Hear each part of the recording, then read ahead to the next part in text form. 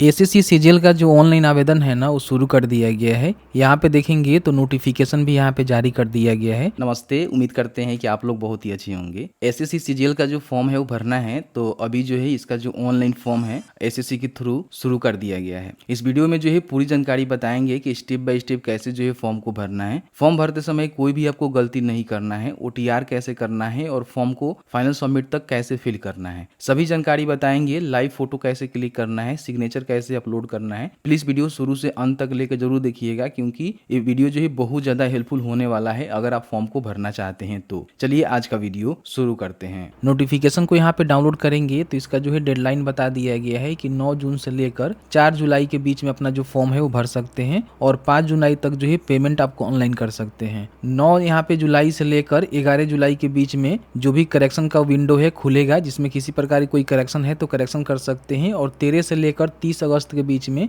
इनका जो CBT 1 exam है वो यहाँ पे कराई जाएंगी और दूसरा जो आपका CBT 2 एग्जाम है वो दिसंबर में यहाँ पे कंडक्ट कराए जाएंगे। 7 के तहत जो पोस्ट होते हैं उसको यहाँ पे मेंशन किया गया है। जैसे देखेंगे ASO का पोस्ट यहाँ पे है सेंट्रल सेक्रेटरीट सर्विस में, जो कि ग्रुप बी का पोस्ट है। 20 से लेकर 30 साल के बीच में आपका उम्र होनी चाहिए। ये सारे पोस्ट को आप यहाँ पे देख सकते हैं जो कि सीजीएल में रहता है। ठीक है, इसमें देखेंगे तो लेवल 6 का भी यहाँ पे पोस्ट रहता है जो कि ग्रुप बी में ही आता है। अब इसकी भी यहाँ पे देख सकते हैं कौन से डिपार्टमेंट में आप कौन से पोस्ट पे भर्ती हो पाएंगे और इसका जो उम्र सीमा है यहाँ पे आपको देखने को मिल जाता है। इसमें जो है ग्रुप सी का भी पोस्ट यहाँ पे देखने को मिलता है, जिसमें लेवल 5 के तहत आपको सैलरी देखने को मिलता है, जिसमें ऑडिटर हो गया, अकाउंटेंट हो गया। लेवल 4 का जो है यहाँ पे सैलरी देखने को मिलेगा, जिसमें postal assistance, sorting student assistants के पदों पे भर्ती निकाली जाती है, जो कि ग्रुप सी के अंतर्गत आती है। 18 से लेकर 27 के बीच में आपका उम्र होनी चाहिए। तो ये सारे जो है पोस्ट इसमें रहते हैं सीजीएल में। ठीक है, उम्र सीमा की जो काउंटिंग है 1 अगस्त 2025 के बिहाफ पे की जाएगी, जिसमें बोला गया है कि आपका जो उम्र है ना वो कौन से पोस्ट के लिए कितना रहनी चाहिए, तो इसकी जानकारी यहाँ पे चेकआउट कर लीजिएगा। SC/ST को यहाँ पे 5 साल, OBC को जो है 3 साल यहाँ पे छूट देखने को मिलेगा,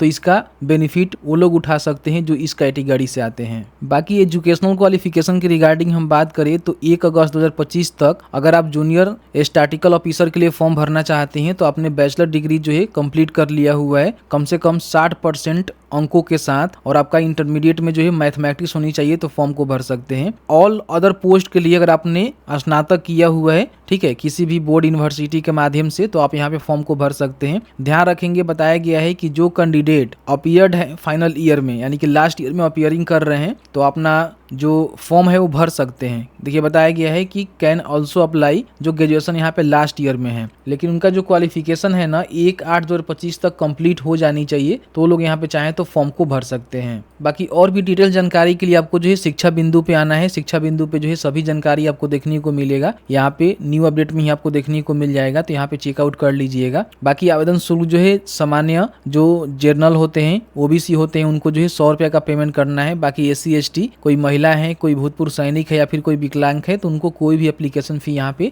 जमा नहीं करना होता है। बाकी नीचे आएंगे तो यहाँ पे आपका जो है परीक्षा वगैरह वगैरह होता है, CBT 1 CBT 2, इसके आधार पे आपका सिलेक्शन किया जाता है। ठीक है, फॉर्म भरने के लिए यहाँ पे देखेंगे तो अगर अभी तक आपने SSC के पोर्टल पे रजिस्टर नहीं किया हुआ है, OTR नहीं किया हुआ है, तो सबसे पहले आपको OTR करना होगा और उसके बाद जो है लॉग इन करके फॉर्म को भरना होगा। तो जैसे कि इनका ऑफिशियल पोर्टल पे यहाँ पे जाएंगे तो आपके सामने जो है इनका ऑफिशियल पोर्टल इस तरह से खुल जाएगा। यहाँ पे अभी तक आपने जो OTR है वो नहीं किया हुआ है, तो रजिस्टर नाउ के बटन पे क्लिक करके यहाँ से अपना जो पर्सनल डिटेल्स है, पासवर्ड क्रिएशन है, एडिशनल डिटेल्स है, डिक्लेरेशन है, वो देकर यहाँ पे अपना जो OTR है वो कर सकते हैं। यहाँ पे आपके पास आधार कार्ड है तो यहाँ पे आधार कार्ड की नंबर आप दे सकते हैं, अगर नहीं है तो यहाँ पे दूसरा कोई एक डॉक्यूमेंट से जो है आप चाहें तो अपना रचना कर सकते हैं, जिसमें वोटर ID कार्ड है, पैन कार्ड है, ड्राइविंग लाइसेंस है, गवर्नमेंट ID कार्ड है। लेकिन आपके पास आधार कार्ड होगा तो यहाँ पे इसका सिलेक्शन करेंगे, आधार कार्ड नंबर को डालेंगे और यहाँ पे उसको फिर दोबारा टाइप करेंगे और OTP के थ्रू यहाँ पे वेरीफाई करके अपना जो रजिस्ट्रेशन है वो कर सकते हैं।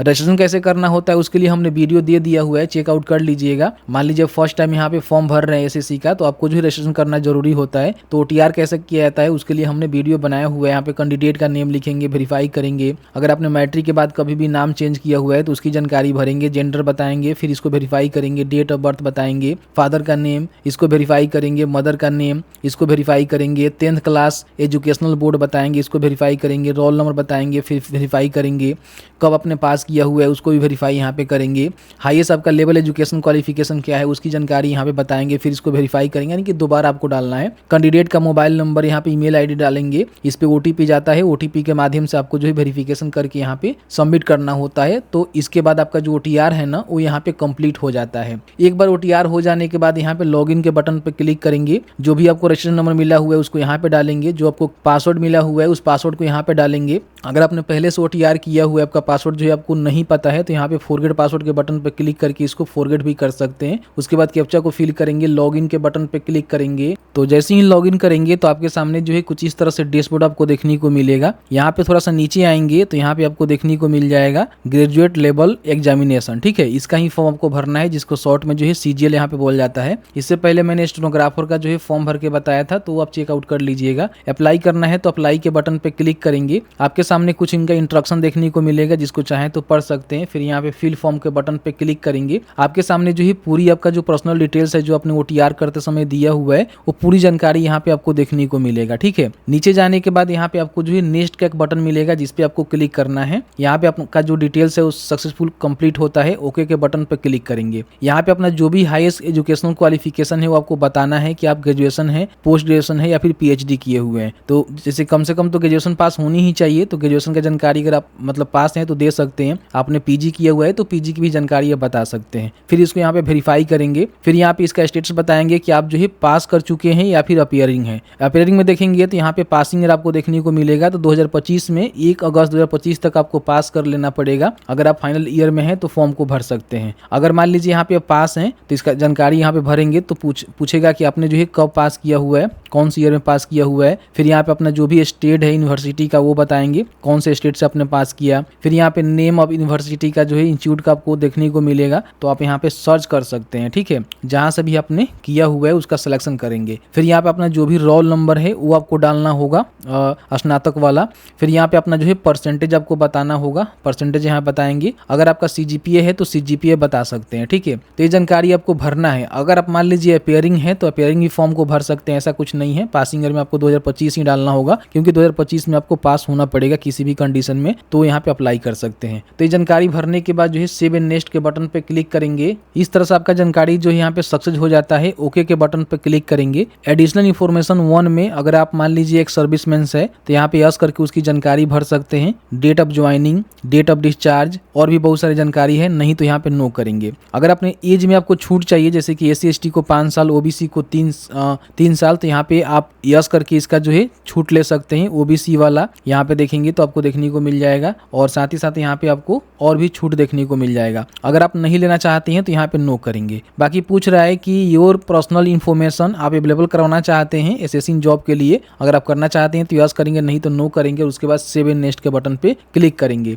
ये भी डेटा आपका सक्सेस होता है। इन्फॉर्मेशन 2 में आपको जो भी एग्जामिनेशन सेंटर है ना उसका प्रेफरेंस आपको देना है। तो प्रेफरेंस 1 में जो आपको अच्छा लगे उसका सिलेक्शन करेंगे। फिर यहाँ पे सेकेंड में जो आपको सेंटर अच्छा लगे जहाँ पे आप जाकर देना चाहते हैं एग्जाम, जैसे कि फर्स्ट वाला में ही आपको मिलता है, नहीं मिलता है तो सेकेंड, फिर नहीं मिलता है तो थर्ड में भी आपको दिया जा सकता है। बाकी अगर आप डिसेबल्ड हैं 40% से ऊपर तो आप यहाँ पे यस करके उसका बेनिफिट उठा सकते हैं। अगर आपको किसी प्रकार की स्क्राइब चाहिए, उसका बेनिफिट लेना चाहते हैं तो ले सकते हैं। आपको कोई फिजिकल लिमिटेशन है उसका बेनिफिट लेना चाहते हैं तो ले सकते हैं, नहीं तो नो करेंगे। अगर आपको स्क्राइब रिक्वायर्ड है तो आप यहाँ पे ले सकते हैं, नहीं तो छोड़ सकते हैं। बाकी are you also apply for post of junior statical officer. अगर मान लीजिए आप जूनियर स्टैटिकल ऑफिसर के लिए फॉर्म भरना चाहते हैं तो यहाँ पे यस करेंगे, लेकिन ध्यान रखेंगे नोटिफिकेशन को आप पढ़ेंगे तो क्वालिफिकेशन बताया गया है कि जूनियर स्टैटिकल ऑफिसर के लिए फॉर्म भरना चाहते हैं तो आपने बैचलर डिग्री किया हुआ है एनी सब्जेक्ट से, ठीक है। लेकिन आपका जो है 12वीं स्टैंडर्ड पे जो है मैथमेटिक्स होना चाहिए, और आपका जो डिग्री है ना बैचलर डिग्री है उसमें कम से कम 60% मार्क्स होनी चाहिए, तो ही आप यहाँ पे यस करेंगे अगर इस पोस्ट के लिए फॉर्म को भरना चाहते हैं। नहीं तो यहाँ पे नो ही आपको रहने देना है, ठीक है। इन बातों को विशेष रूप से ध्यान रखेंगे, क्योंकि बहुत सारे लोग यहाँ पे गलती करते हैं जो गलती आपको नहीं करना है। बाकी यहाँ पूछ रहा है कि क्या आप इसका जो एजुकेशनल क्वालिफिकेशन है जैसे कि जूनियर स्टैटिकल ऑफिसर का, वो आप यहाँ पे प्रोसेस कर रहे हैं, तो अगर आप यहाँ पे यस करेंगे तो यहाँ भी आपको यस करना होगा। अगर आप इसके लिए एलिजिबल नहीं है, आपके स्नातक में जो है 60% अंक नहीं है और आपने 12वीं जो है मैथमेटिक्स से पास नहीं किया हुआ है, तो आप यहाँ पे नो कर सकते हैं, ये भी नो हो जाएगा। लेकिन यहाँ पे यस करेंगे तो यहाँ भी आपको यस करना होगा। बाकी पूछ रहा है कि are you also apply for post of statical investigator grade 2। अगर आप इसके लिए भी फॉर्म को भरना चाहते हैं तो इसका क्वालिफिकेशन यहाँ पे देख लीजिएगा। लीजिएगा कि आप बैचलर डिग्री किए हुए हैं कोई भी सब्जेक्ट के साथ, बाकी उसमें जो है स्टैटिक होनी चाहिए, तो आप यहाँ पे फॉर्म को भर सकते हैं, तो ध्यान रखिएगा, ठीक है। तो अगर ये भी फॉर्म भरना चाहते हैं तो आप यहाँ पे बता सकते हैं, ठीक है, नहीं तो यहाँ पे आपको नो ही करना है। बाकी यहाँ पे मान लीजिए अगर आप इसका जो एजुकेशनल क्वालिफिकेशन है इसको फुलफिल करते हैं तो यहाँ पे यस करेंगे, तो यहाँ भी यस करने का आपको ऑप्शन देखने को मिलेगा, नो करेंगे तो नो यहाँ पे डिसेबल हो जाएगा। तो 2 पोस्ट के लिए क्वालिफिकेशन एक बार चेक कर लीजिएगा। बाकी किसी पोस्ट के लिए फॉर्म भरना चाहते हैं, अपना स्नातक पास किया हुआ है तो फॉर्म को भर सकते हैं। तो इस तरह से जानकारी को भरना है। फिर यहाँ पे सेव एंड नेक्स्ट के बटन पे क्लिक करेंगे। इस तरह से आपका जो डेटा है ना सक्सेस हो जाता है। ओके के बटन पर क्लिक करेंगे। यहाँ पे आपको जो है फोटो जो सिग्नेचर है ना उसको अपलोड करना है। ध्यान रखिएगा, फोटो आप चाहें तो मोबाइल वाला जो एप्लीकेशन है एसएससी के थ्रू वहां से भी आप यहाँ पे स्कैन करके अपलोड कर सकते हैं, या फिर आप चाहें तो यहाँ से सीधे जो है फोटो को कैप्चर कर सकते हैं। ध्यान रखिएगा, जो भी आपको फोटो कैप्चर करना है साफ सुथरा सही करना है अपने कंप्यूटर में जो कैमरा है उसके माध्यम से। जैसे ही कैप्चर लाइव फोटो के बटन पर क्लिक करेंगे तो इस तरह से आपके सामने आपका जो फोटो है ना इस तरह से आ जाएगा, ठीक है। अब यहाँ पे ध्यान रखिएगा, जो भी फोटो क्लिक करिएगा उसके बैकग्राउंड में जो है सिंगल बैकग्राउंड होनी चाहिए, और आपका जो यहाँ पे सर्कल दिया गया है इस सर्कल के अंदर जो है पूरी तरह से फेस आनी चाहिए, ठीक है। मतलब साफ सुथरा फोटो आपको क्लिक करना है। कैप्चर के बटन पे क्लिक करेंगे तो इस तरह से आपका जो फोटो है ना यहाँ पे कैप्चर हो जाता है। आप चाहें तो इसको रिकैप्चर भी कर सकते हैं, और उसके बाद यहाँ पे देखेंगे तो आपका जो फोटो है ना वो यहाँ पे देखने को मिलेगा। अब यहाँ पे आपको जो है सिग्नेचर अपलोड करना है, जो कि 10 KB से लेकर जो है 20 KB के बीच में होनी चाहिए। बताया गया है कि 6 cm से लेकर 2 cm के बीच में इसका जो डायमेंशन है वो होनी चाहिए। अब इसको जो है बड़ी आसानी से बना सकते हैं। इसके लिए सबसे पहले अपने कंप्यूटर के ब्राउजर में imresizer.com सर्च करेंगे तो आपके सामने ये वाला जो है वेबसाइट देखने को मिलेगा। ओपन करके आपके पास जो भी सिग्नेचर है उसको स्कैन करके यहाँ पे अपलोड कर लीजिएगा। यहाँ पे आपको क्या करना है कि सेंटीमीटर में कर देना है, और यहाँ पे आपको 6 और यहाँ पे आपको 2 करना है, ठीक है। और उसके बाद यहाँ पे डाउनलोड के बटन पे क्लिक करेंगे। उसके बाद यहाँ पे डाउनलोड के बटन पे क्लिक करेंगे तो इस तरह से आपका जो फोटो है ना वो डाउनलोड हो जाएगा। यहाँ पे आने के बाद जो अपलोड सिग्नेचर के बटन पे क्लिक करेंगे,